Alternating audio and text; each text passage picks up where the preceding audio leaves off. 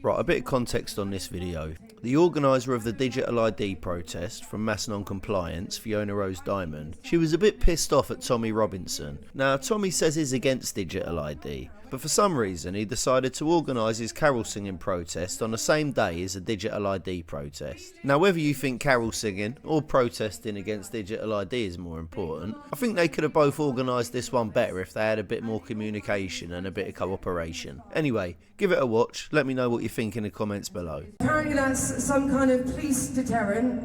The police seem to have all left and, you know, you're all standing back there.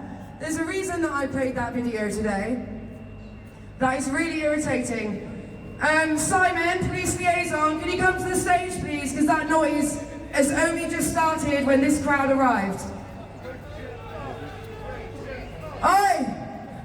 Police liaison to the stage please. This is what they do to irritate us, guys.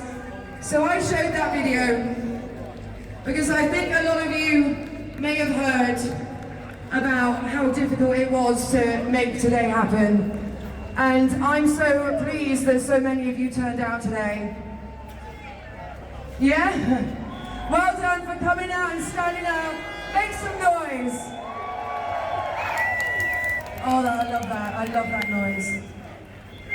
I like making noise. It's getting louder and louder. So it's really distracting me. Woo is off! Up yours, Metropolitan Police! I'm about to tell the truth about you. So anyway, guys, this protest was announced on the 22nd of October publicly. I put a poster online, and because of the new public order updates or whatever, and the Police Crimes Courts and Sentencing Act, the police now have even more powers to restrict and repress protests. They just do.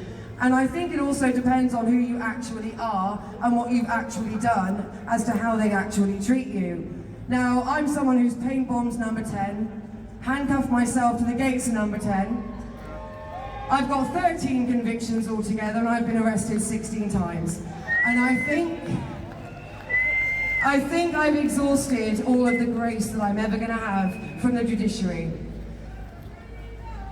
Well, this is the point, isn't it? Now they can't. But the point is, this protest was organised, the police were absolutely fine with everything and against what I'd usually do. For the first time ever, I formally spoke to the police about a protest this year in October. I don't like doing it, guys. I don't like the fact that the police keep us in one lane. I don't like the tape and cone. I don't like the fact that they walk alongside us and try and restrict us. But I think it's time to admit that we already live in a permission state. You've all run off now. Where's all the cops? There was so many of you earlier, and now you've all run away. We live in a permission state already, and I think people need to realise they come after certain people harder than they do others. And in organising this protest, everything was fine. Well, until Israel's sponsored protest was announced to be happening, which is happening immediately behind us. Now, I didn't have a problem with that. I think everybody's got the right to protest. Everybody does. I don't care what your views are. I don't care what your politics is. I don't care what your ideology is, who you pray to, what colour your skin is. I don't care. I am a free speech absolutist, and you can say what you want. But when your job is literally to distract, divide and conquer, I'm going to call you out. And what happened with the protesters happening behind us, the Metropolitan Police gave that person everything that he wanted and restricted us more and more and more. With all these barriers, with all these rules, with the tape and cone, with the police walking alongside us, they told me I can only have 3 lanes. That's why this is in the middle and I'm in this position. I've been forced into this position by the Metropolitan Police. What? Yeah, they are criminals. The Metropolitan Police are criminals. Absolutely. They do work for us. But the problem is with these people, you get a little bit of power and a little bit more power and a little bit more power, you start to think that what's coming for humanity isn't coming for you, like you're above it. Well, let me tell you something, you're not above it. It's coming for you too, and we are here today fighting for you, the Metropolitan Police, because we fight for humanity. You make our job harder, you suppress our free speech and our protest, and you make people not want to come out. But we stand here for you and your children as well, so you need to listen. But like I say, you've all run away. Now, I'm a talker and I'm going to try not to be so much. I just wanted to get that out of the way, but I tell you what. First of all, I'm going to invite our first speaker onto the stage, and he's the son of a man that we all know.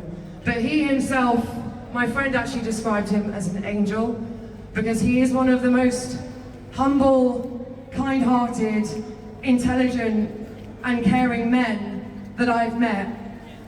He is a presenter on Iconic, and he too is fighting for everyone's freedom, and has been for years now, and I just think he is obviously following in his father's footsteps in so many ways. But the next man, he is his own man, he's an incredible man, and I'd like to welcome to the stage Gareth Icke, everyone. Please make some noise.